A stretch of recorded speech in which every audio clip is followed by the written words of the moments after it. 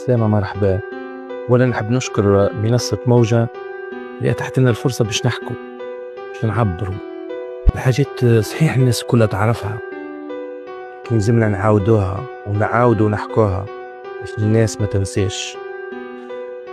يا سيدي، قبل الثورة الحبس ما كانش معبي بالناس اللي تحمل الجرائم وتسرق وتنهب، والناس اللي عندها الأكتاف القريبة من السلطة.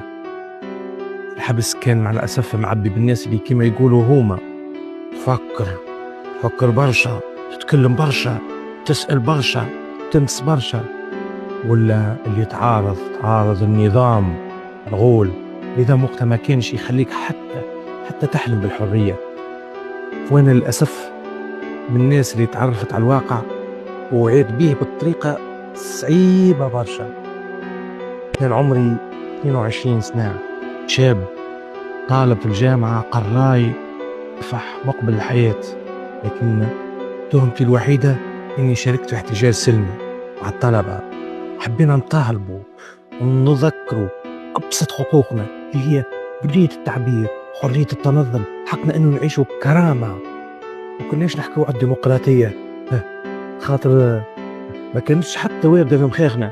كنا نحموا حاجة صغيرة، صوت ما يكممش، لكن النظام خاف الصوت هذا.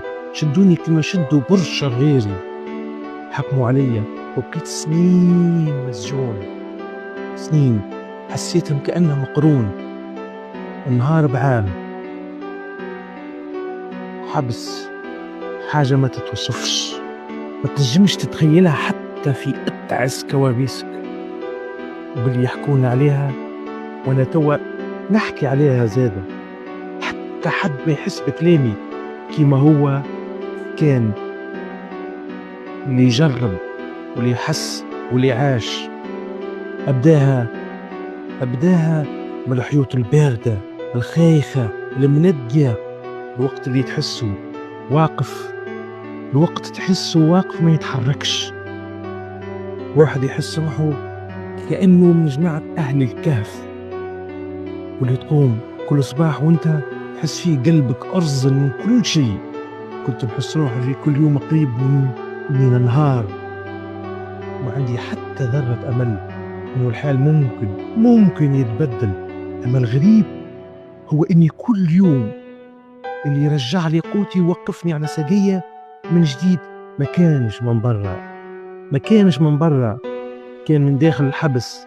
الحكايات اللي نسمعها كل يوم، المآسي اللي نسمعها كل يوم من مسجاجين اللي تشاركوا معايا نفس الهم ونفس المشكل ونفس الظلم.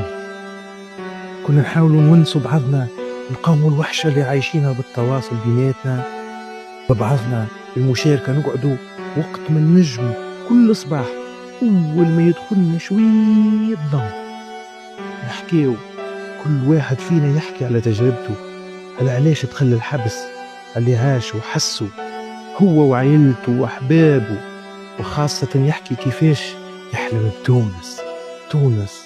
حكاية اللي كنا نتشاركوها كانت تولد فينا أمل كبير بالرغم أنها وليدة لحظات صعيبة برشا. حياة كل واحد فينا كانت زادة نقاشاتنا قربنا من بعضنا أكثر من اللي بعدنا، كانت متنفس لكل واحد فينا حتى يتأكد إنه مازال موجود، مازال عايش، مازال قادر يفكر، يتمعن، يراه. وقتها بديت نفهم زادة إنه الديمقراطية ما هيش حلم بعيد علينا، ما لازمش نعتبروها حاجة مستحيلة، يلزم ما نعتبروهاش حاجة مستحيلة وعاجزين نحقوها فقط لأنه غيرنا قرر إنه هذا، لأنها ما تخدمش مصلحته الشخصية. ووليت نخمم فيها كحل الناس الكل باختلافاتهم الاقتصادية، السياسية، الاجتماعية.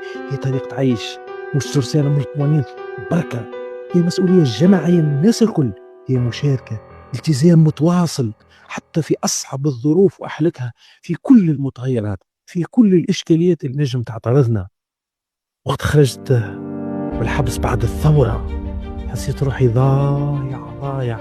هنا قبل برشا وأنا كنت غايب عليها، لكن ما كنتش غايب على المبادئ القيم اللي لازم تكون مرجع لينا الناس الكل في كل مرة. بشوية رجعت لقيت بلاستي وين لازم نكون في المرحلة هذه. ندير روحي قلت لازم ندخل، لازم ننشط. دخلت ننشط، نخدم مع منظمات كلها تعمل في مجال حقوق الإنسان.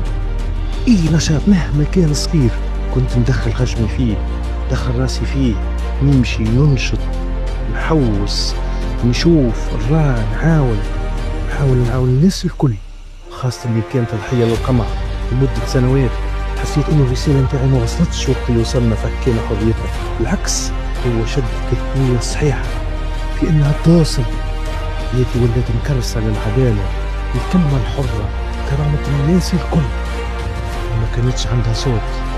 هو كل يوم نحس بالخوف يرجع، نشوف الناس اللي خدمت معاها شدوا في الحبوسات ساعات على حاجات ما صدقهاش العقل. ناس أخرى عملت اللي ما تعملش، ولت في القمة. المنظمات تتسكر، القوانين تتبدل القياس بالضبط باش تسكت الناس. فهمت وقتها إنه الديمقراطية في تونس هشة، ديمقراطية هشة، واستغلال مواضع هشتها هو اللي رجعنا لهنا للمرحلة هذه. مرحلة صحيحية تعيسة. أمانة اليوم نؤمن يمكن أكثر من أي وقت فات إنه الديمقراطية ما تنجمش تنجح في تحقيق أهدافها من غير الناس تؤمن بها، تضحي عليها، تخدم عليها، وخاصة تحميها. الديمقراطية ما هيش هدية تجيب بين ليلة ونهار، هي مسار طويل، هي تحدي كل مواطن فينا، كل إنسان فينا، كل إنسان حر فينا. رغم الحبس، رغم الوجيعة، رغم الإحباط، لازلت مأمن. تونس مشيت بعيد وحتى كان على خطوات ما يلزمش نسلموا، ونعرف اللي بالوعي، بالخدمة، بالأمل تونس باش تكون خير من هكا برشا. لازمنا نضحي ونزيد نضحي باش تونس كاملة، تونس تولي للناس الكل، تونس تكون حرة، تونس تكون في العلالي.